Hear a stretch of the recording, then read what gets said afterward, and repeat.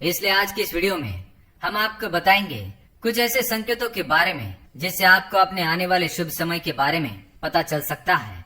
जब नारद मुनि वैकुंठ धाम पहुँचते हैं तब उन्होंने भगवान श्री हरि विष्णु जी से इन संकेतों के बारे में पूछा था, तो श्री हरि विष्णु जी ने उन्हें बताया कि वे स्वयं मनुष्य के पास कुछ ऐसे संकेत पहुंचाते हैं जिनसे वे अपने आने वाले समय के बारे में जान सकते हैं। वो संकेत प्रकृति द्वारा, पशुओं द्वारा, शुभ संकेतों द्वारा, मेरे भक्तों द्वारा भी हो सकते हैं। सिर्फ मनुष्य को उन्हें जानने की आवश्यकता पड़ती है। तो आइए आपको बताते हैं उन संकेतों के बारे में जो स्वयं भगवान विष्णु ने बताए हैं। पर उससे पहले अगर आपने चैनल को सब्सक्राइब नहीं किया है तो इसे सब्सक्राइब कर लीजिए ताकि आप ऐसी आध्यात्मिक जानकारी वाले वीडियो देख सके। साथ ही वीडियो को एक लाइक जरूर करें। पहला संकेत, अगर आपकी आंख ब्रह्म मुहूर्त में खुले और आपको ईश्वर का स्मरण हो जाए या आपको ऐसा प्रतीत हो जैसे आपको कोई किसी दिशा की ओर ले जा रहा है, तो समझ जाइए आपके लिए कामयाबी के नए द्वार खुलने वाले हैं। आपको अपने जीवन की योग्य राह मिलने वाली है जिस पर ईश्वर स्वयं आपका समर्थन करेंगे। अगर आपकी भी आंख ब्रह्म मुहूर्त पर खुलती है तो हमें कमेंट में अवश्य बताएं। दूसरा संकेत, आपने अगर महसूस किया हो तो कई बार आपका मन बिना कारण ही प्रसन्न रहता है। आपका चेहरा खिला हुआ मुस्कान से भरा हुआ रहता है। आप क्रोध से परे हो जाते हैं। ये संकेत दर्शाते हैं कि आपके जीवन में खुशियों की दस्तक होने वाली है जिससे आप सदैव ही प्रफुल्लित रहेंगे।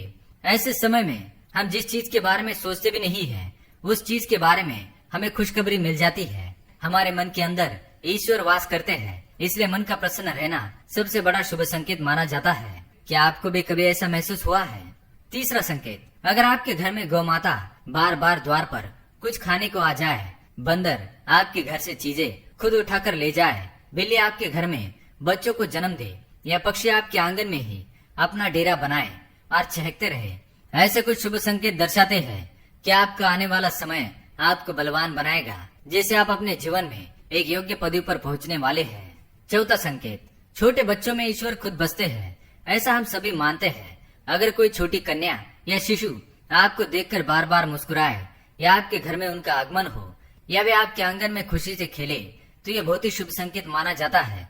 आपका जीवन भी मुस्कान और नई खुशियों से भरने वाला है और नए रिश्ते आपके जीवन से जुड़ने वाले हैं। ऐसे संकेत आपको ईश्वर की कृपा से ही प्राप्त हो रहे हैं। पांचवा संकेत, कई समय से चल रहे खर्चे अकारण आने वाले संकट टलने लग जाए और धन के नए स्रोत खुलने लग जाए तो इन संकेतों से समझ जाइए कि आपका बुरा वक्त अब जाने वाला है और धन अब आपके घर में जरूर टिकेगा और माँ लक्ष्मी का आपके घर में आगमन होगा।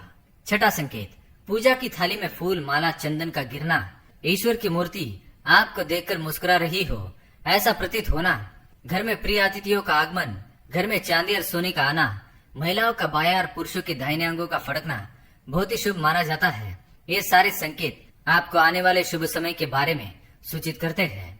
सातवां संकेत, सुबह सुबह आप घर से किसी शुभ कार्य के लिए निकले और आपको गौ माता के दर्शन हो जाए या आपको किसी संत, साधु महाराज, पुजारी का आशीर्वाद प्राप्त हो जाए तो ये बहुत ही शुभ संकेत माना जाता है।